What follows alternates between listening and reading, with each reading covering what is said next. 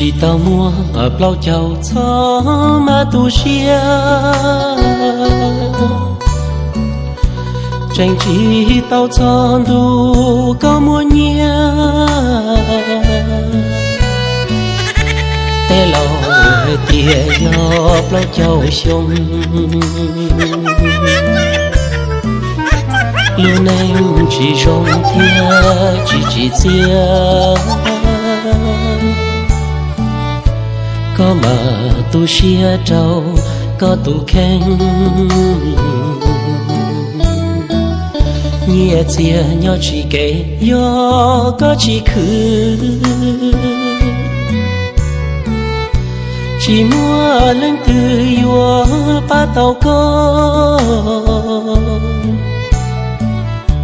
yo phụ chín tròn về tông thì hạ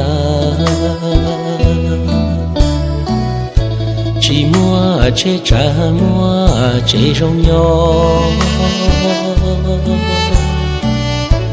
để chờ yên say chỉ tao có xa chỉ rau sẽ chua lọt trăng nâng chạm trong con số có tụ khăn tiếc mong tên thầy hoa coi y lặng cứ thiết xa chỉ sẽ chua lọt trăng.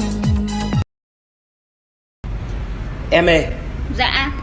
Từ trước lúc quen anh, em đã ngủ với bao nhiêu người đàn ông rồi? Em chỉ ngủ với mỗi mình anh thôi mà. Còn lại với những người kia em toàn thức. Ai hốt mà.